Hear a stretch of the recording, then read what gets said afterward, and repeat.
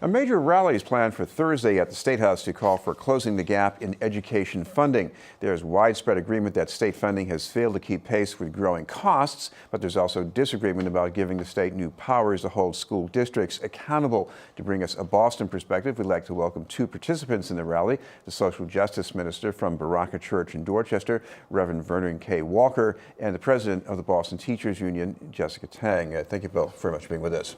Glad to be here.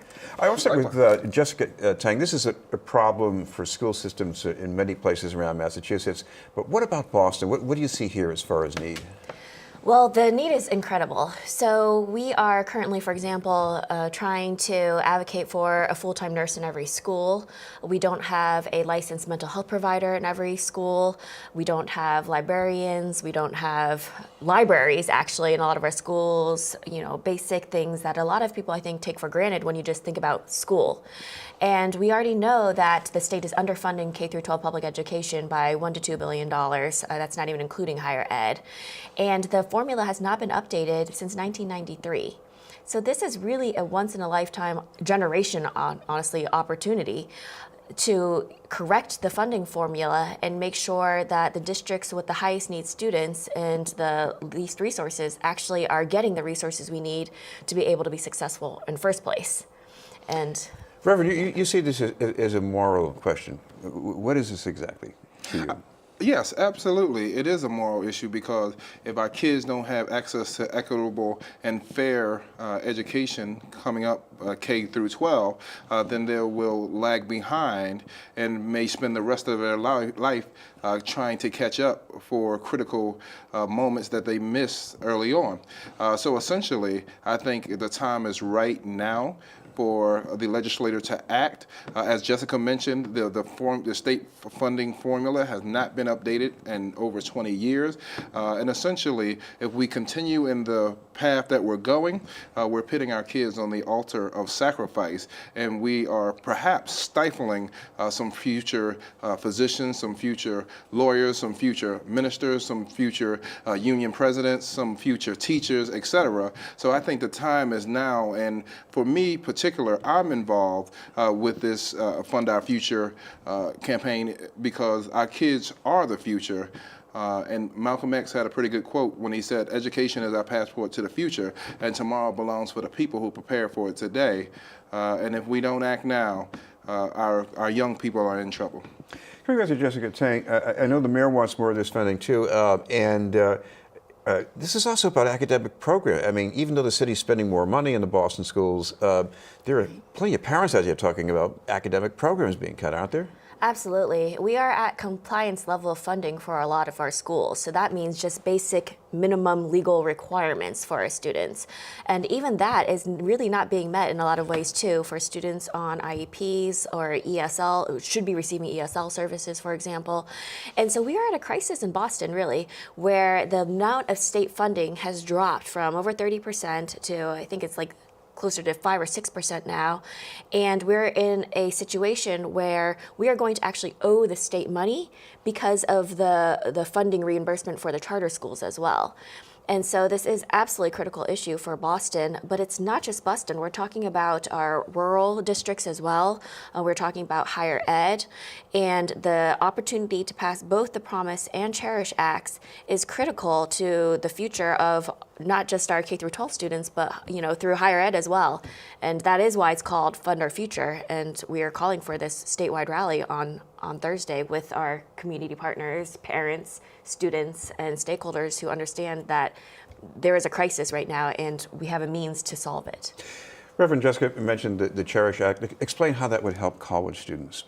Well, essentially, the Cherish Act would freeze tuition over the next 5 years and freeze the tuition rate from going up and freeze fees from going up, which therefore would make public education accessible and affordable.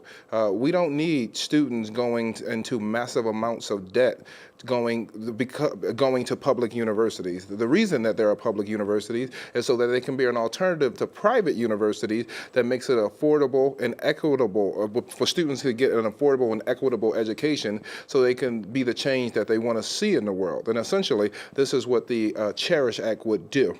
Now, for people who don't have family members at UMass Boston or community colleges, they might think it's pretty affordable to go to schools like that. But what about the people that you know? I mean, what do they tell you about how much it costs to come up with the money for these schools? Absolutely. I know plenty of folks who are struggling with student debt, who are struggling to make ends meet, who are trying to figure out how to pay their tuition bill. In fact, UMass Boston has recently put a fee on parking, and this can be burdensome to the marginalized, to the disenfranchised, to the poor. This can be a deterrent for people going to school who want to drive, because we know that UMass is not in the inner city of Boston, so to speak. It's kind of in an isolated area of Dorchester. But I know folks who are complaining about the parking fees and who can't afford the parking fees.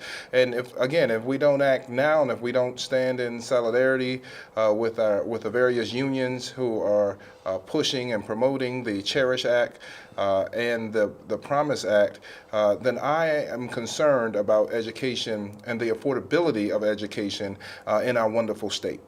This has been a newsroom. We're talking with Reverend Vernon K. Walker from Berachah Church and Jessica Tang from the Boston Teachers Union. Jessica, what's also a factor here is that you've got the governor and his education secretary, Jim Pizer, saying, there are a lot of schools that haven't been turned around for a long time. We need more accountability for districts, maybe turning some of these into charter schools. What about that? Yeah, that has been part of the debate, and we want to reiterate that both the governor's bill and the House bills, we believe, do not go far enough in being able to actually make up for the gaps of inequity that have already existed for a long time.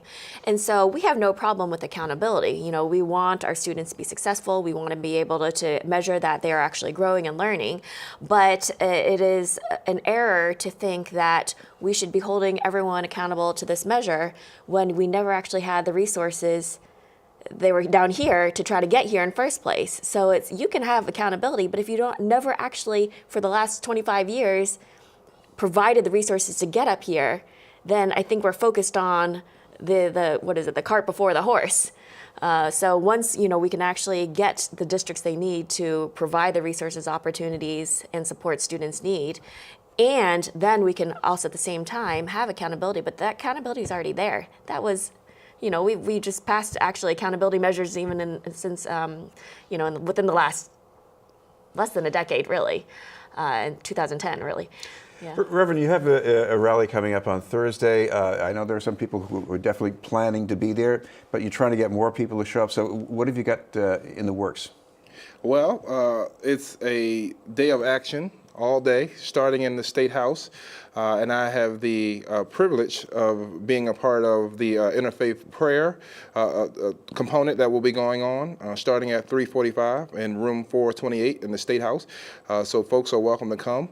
And essentially, our capstone and our ending point is the rally that will celebrate unity and solidarity starting at 5 o'clock in the Boston Common, 5 to 7.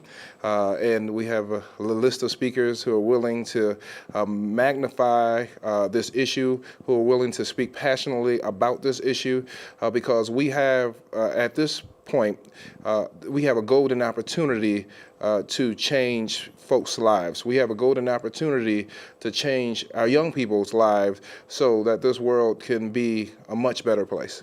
And Jessica, do you want to say anything about other things that are going to be in this day of action that the teachers union is going to be involved in? Sure, and I want to reiterate too, this is not, definitely not, just the teachers unions involved. We absolutely support it because as educators, we're on the ground and we see what happens when we don't have the resources our students need and deserve. But it is, again, faith-based organizations, civil rights organizations, the New England Area Conference of the NAACP, for example, many different groups. So the parents are putting together a children's play date protest, and that's at 2:30. There are folks beginning to actually lobby at 1 o'clock to visit legislators, and then there's another activity between even the faith-based activity as well, action before the culminating rally at 5 o'clock.